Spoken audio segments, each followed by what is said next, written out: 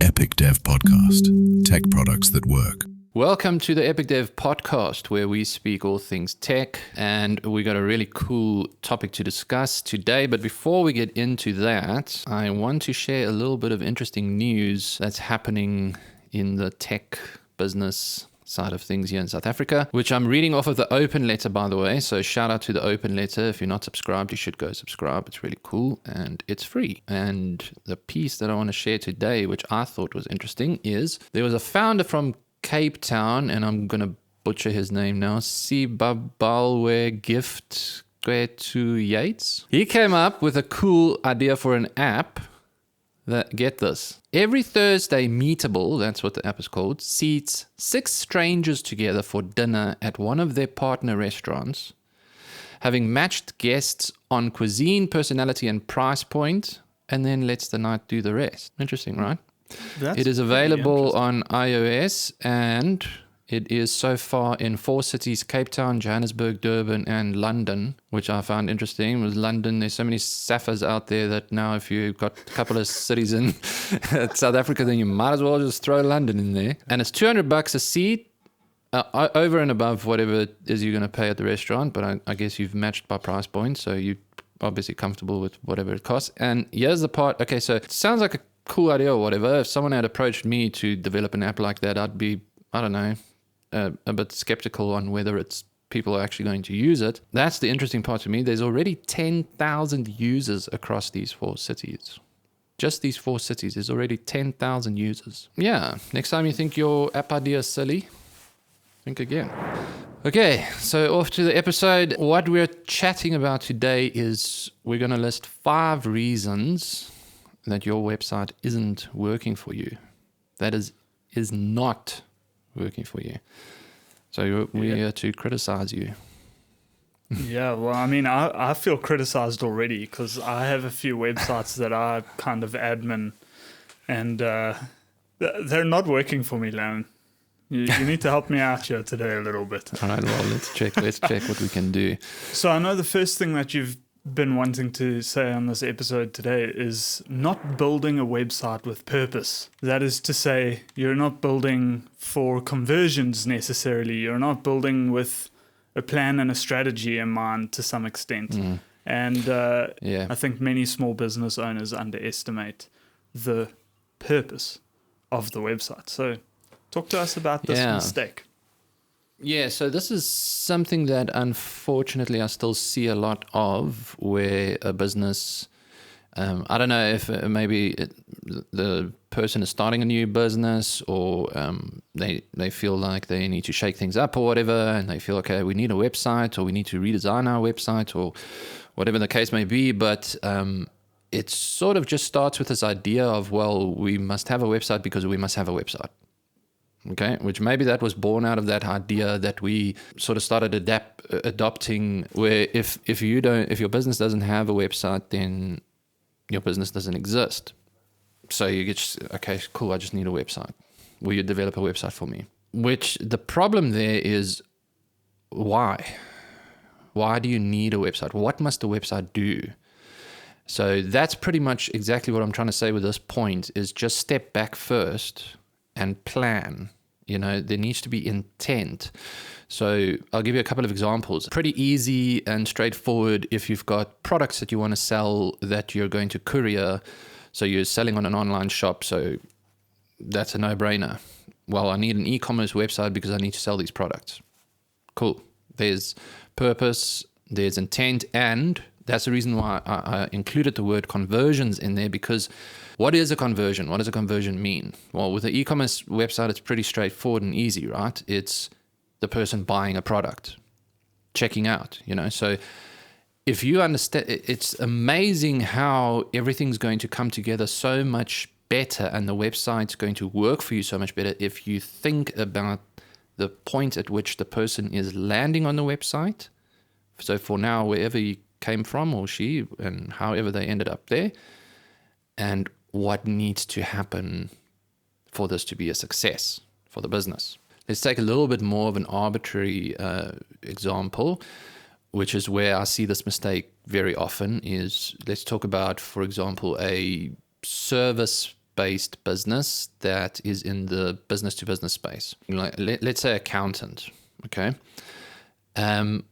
What is it that you want to accomplish if you've got an accounting business, like a bookkeeping business or accounting or something like that, tax practitioner perhaps?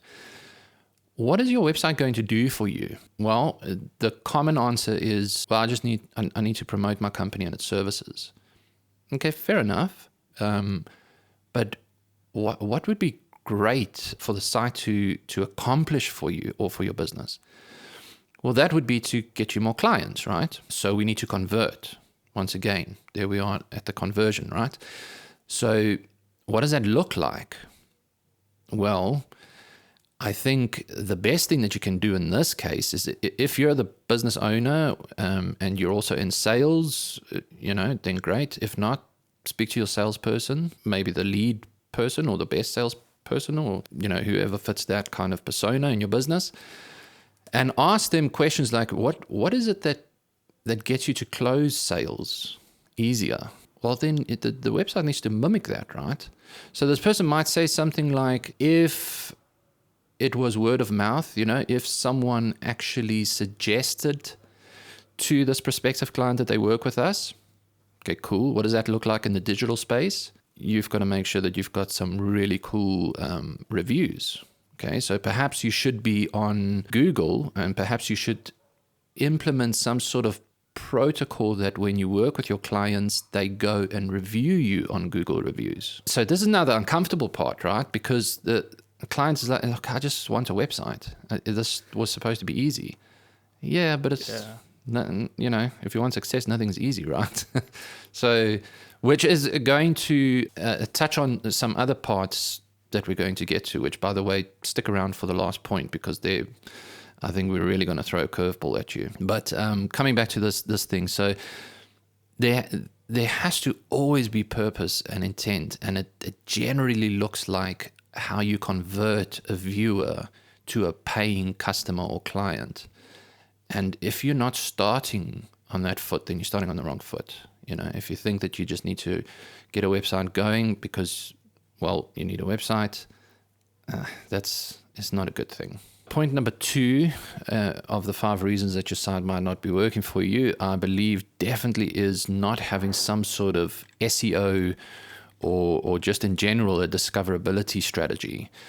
I say SEO loosely, first of all, because we're dealing with quite a bit more than just search engine optimization. Now, recently this has changed in the market, where you do also have AEO and GEO, which to the people out there that don't know yet is Ask Engine Optimization and Generative Engine Optimization. And that basically points to you might have noticed by now that when you do your Google searches, there's a bit of a AI section at the right at the top now, where the Google's AI, Gemini, I suppose, starts answering some questions or queries, or point you in the direction of services that it is that you're looking for. Coming back to the example of an accounting firm, let's say in Pinetown, that Ask engine is actually going to pop up and try and point you in the right direction. Similarly, GEO points to having a conversation with something like ChatGPT, for example, or maybe you're on Claude or Gemini, it doesn't matter. That's your GEO side of things. But SEO sort of features in that because the whole idea behind this point is, so as per the first point, before you even start with a website, think about what the purpose and the intent and the conversion is going to be. For the second point here, some sort of search or discoverability strategy that is built into this plan before even starting to build the website is extremely important. Otherwise, I think analogies that we used to use back in the day is like printing 5,000 flyers and sticking it in your drawer and never handing it out, That might be a silly example, but I want to stress this point especially because I know that there are a lot of businesses out there that think that it is just too costly or too far out of reach, especially if you're in a niche that is extremely competitive on search engines. So think short-term insurance, for example, to rank quite high for a keyword such as short-term insurance is going to be very difficult and costly, okay? Because those spots are like, people are paying big money to get to those spots,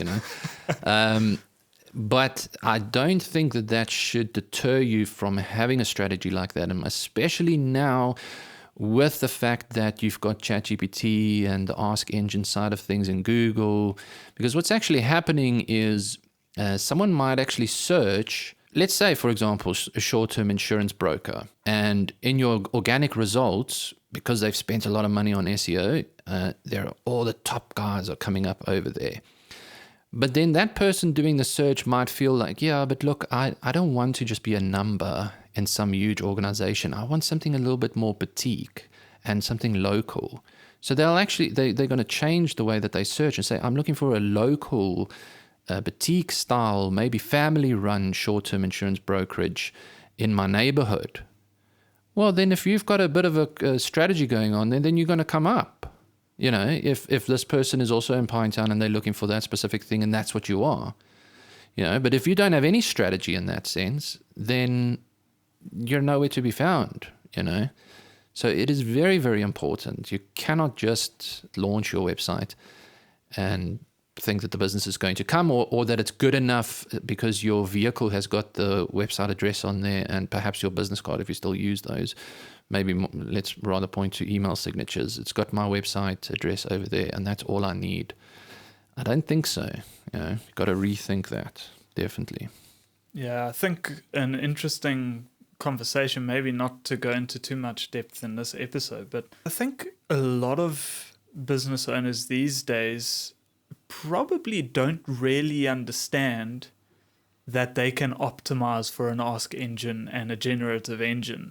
Because it's such new technology, and I think a lot of people out there still don't understand the inner workings of it, and the fact that you as a software developer can infiltrate that mechanism in a strategic manner to ensure that your clients' services and products and business show up in the results in a favorable manner when the search is at least somewhat directed in their direction, No, exactly. Yeah. So this is definitely something that people need to wise up to, I feel like a lot of people are still battling to get over the hurdle of SEO itself, but we've sort of moved on already. SEO is important, but you need to include AEO and GEO into that strategy too, and 100%, because search, Google, it's changing dramatically as we speak.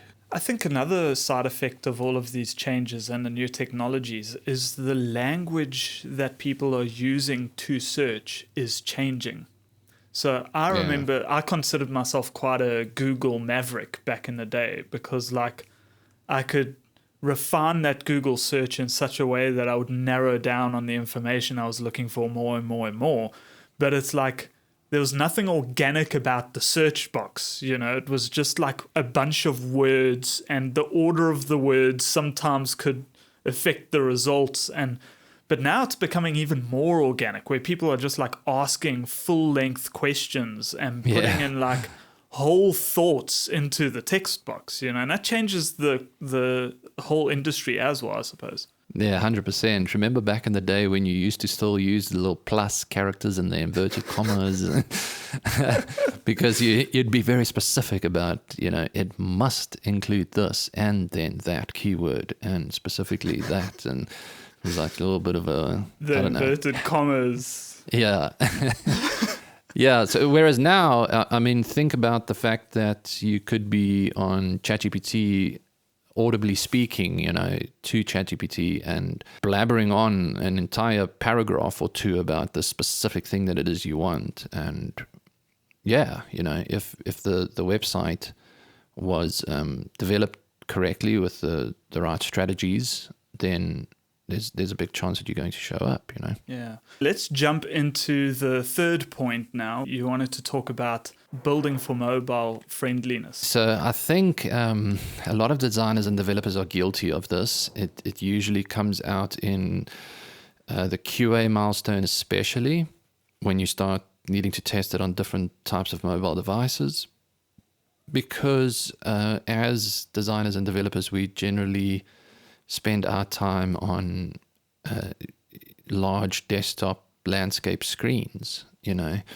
And while we have a lot of tools that can quickly shrink our viewport into what it looks like on a tablet, what it looks like on a mobile, I feel like there's still not enough emphasis placed on that. And, you know, a long time ago, how long has it been? Like 15 years ago or so, when responsive development became a thing, when CSS introduced responsive steps. So for the layman out there, basically what that is you can have these size brackets in your code that can say, if the screen is this size to this size, this sort of bracket, then, you know, instead of showing those 4 cards next to each other horizontally, show them underneath each other vertically. Okay, that's sort of a really quick explanation. When that became a thing, there was this other buzzword that also came out of the woodwork at that point, which was what we refer to as mobile first. And basically what it was trying to say is that you should actually focus on what this website would look like on a mobile phone first, and then from there, go the opposite direction into your tablets and perhaps your landscape view on a tablet, and then your desktop screen, which is almost always landscape, right? So I think that I don't know if it kind of got lost somewhere along the line, or if designers and developers are just so used to the environment that they develop in, which is predominantly landscape. But I think we owe it to ourselves to sort of come back to that mobile first approach in some sense, because if you think about the fact that analytics are now showing us that mobile usage on websites are quite high, you know, a low figure might be 60%. That's 60% of the users viewing the website are on their mobile phone when they're viewing the website. All right. I've seen stats that are more 70 to 80%, depending on what sort of market or niche you're in. You know, it could even be 90% on some.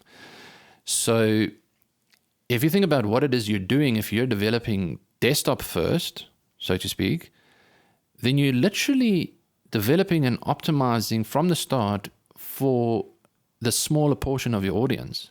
Because that doesn't actually really make sense, does it? So that's just my point in this point specifically, is that if you're not focusing enough on what that site's going to look like on mobile phones, then you're definitely doing yourself a huge disservice. So that's often why websites are not doing well, because people get frustrated on their mobile phone. It's such a catch-22, because that frustration is real. You know, it's like, I know sometimes I'm on my phone and I open up a website and I'm like, oh, this is so frustrating. And yet 80% of your viewers are going to do it on a cell phone. I think that's part of the frustration for a developer, though. It's like, it's not the best way to look at this thing, my guy. A cell phone is not as intuitive as what you think it is.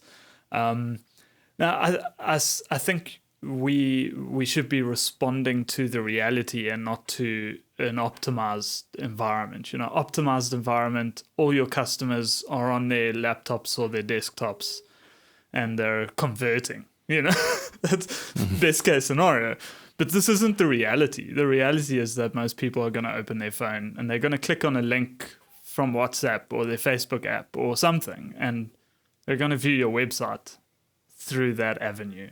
You know, this kind of touches a little bit on our UX conversation, because we did an episode on UX, user experience. 2 questions that you can maybe just briefly touch on. First one is, how much more difficult is it to think UX on a mobile device than on a desktop? And secondly, are there any statistics on the difference. What I mean is, do you have any statistics on the difference in conversion rates between mobile users and desktop users? I find that to be an interesting concept to think about. That's a really good question. First question, I would say it doesn't necessarily have to be that much more difficult, which is why I think that as developers and designers, we should also actually take the mobile first approach majority of the time, because the more you practice something, the better you're going to get at it, right? And the general principle there is that you should have one action at a time per screen, right? Maybe we can come back to those form examples that we had in one of the previous episodes, where instead of it being, let's say there's 10 input fields in this form, 10 pieces of data that I need to extract from this user at this given stage of the sales funnel or whatever it is. Instead of having all 10 fields open on the mobile device, and you've got to scroll through it and enter one by one, you might want to consider that one or two fields come on the screen at a time. So engage them sort of one step at a time on the screen, because I don't have a lot of screen real estate, So if it's not cluttered and it's nice and big and fat and the buttons are big and the input fields are big, I don't have to worry about trying to squeeze everything into the small little screen, because I'm doing it bit by bit, piecemeal, To me, that's sort of one of the biggest things that you need to just realize about that little screen, because let's be honest, we're already now at a point where we're needing to optimize for smartwatches. And how much space do you have there? Okay, so if you're still stuck on your desktop and you're not optimizing and taking this mobile first approach, what a nightmare is it going to be when you need to start optimizing and building for smartwatches? So get with it, man. So on a smartwatch, 100%, you need like one thing at a time, man. Like if you're using a fitness watch, like what are my steps? There's going to be one number with a little icon and a little next button or more info button. And then you're going to swipe up or down or sideways or whatever to the next thing, one thing at a time. Just get that down and then go from there and just keep practicing at it, I suppose. This actually does segue into our next point. The fourth biggest mistake keeping your website back from working for you, and that is ignoring established UX conventions. Okay, so what am I trying to say with this is this is more sort of for those guys that think that they're going to be cool and unique and different, and this is what sets us apart. Is if my website opens and you just immediately, you got a full screen video playing and it's like a TV advert, and because it's cool and I'm going to be different and my menu is going to be in the bottom right corner and my logo is not even going to show up at first. It's going to pop up sort of somewhere in the middle of the screen or the advert or something, because it's like brand positioning, like product placement. It's like, yeah, okay, just hang on, wait. I feel like you just described me perfectly. Yeah. So, hey, I don't want to put anyone down. Like, if you're going to be creative and avant-garde and think out the box and everything, okay, that's great. I really have no problem with that. I'm a designer myself. But here's the thing about being a good UX designer is knowing when to do that and when not to do that, okay? So if Adidas or Puma or Coca-Cola are approaching you and they want this sort of thing, yeah, 100%, no brainer, man. That's what they're going to want, because these guys are operating at that level. Everyone already knows. All they have to see is a Coke can and they're like, oh, okay, here we go. But if you're let's just come back to a simple little example, like you're a small business operating in Pinetown, and what you are is you're an accounting firm. And your clientele are generally small to medium businesses who you do who you do the bookkeeping and accounting for them, and tax and all that. Well, then you're going to want to just follow some sort of structure that the people that are going to land on your website are used to. Okay, so let's take the mobile first approach. So what is it that we're used to seeing when we open up a website on a mobile phone? A burger menu. Okay, that's That's probably the most important thing. And for those that don't know, it's those 3 little lines. Okay, they're short 3 little lines. Kind of looks like a burger, right? Bun, patty, bun. That thing is extremely important on mobile devices because there are different UIs and different types of mobiles. It's not too much of a problem if it's not necessarily in the top left-hand corner, which I would argue is the best place to put it. It might also be fine if it's in the top right-hand corner, but it has to be in either one of those, okay? And the logo can be nice and centered. It doesn't have to be too big, all right? Because they probably don't know your company that well. They're discovering you. So you're going to put yourself a little bit in the background at first, and you're going to put forward right in the center of the screen, short, hard-hitting message that gets right to the point of what it is you do. So for accountants, tired of paying too much tax? ? Contact us. Big button. There we go. You've got a burger menu in the top left corner. You've got the logo centered in the top bar. You've got this hard-hitting message over there with a button. Okay, and if you want, you can have one of those little arrows that show you can scroll down, animate the guy down, or people might just scroll, or you might peek out. You might develop it in such a way that the next little bit of information peeks out just at the bottom of the screen so that the person can see that you can scroll. These are proven and tested and proven methods that have been working for a really long time, and people have gotten used to it, so they look for that. And there's this like 5-second little window that you have to capture their attention, and you might not capture their attention the way that you think you are if you're not going with these types of conventions, So just keep that in mind. If you want to be this super unique, avant-garde dude with this cool, crazy different website, there's a time and a place for that, but just be careful, because UX conventions are the way they are for a reason. Don't just write that off immediately. It's kind of riding on the shoulders of those who came before us to some extent.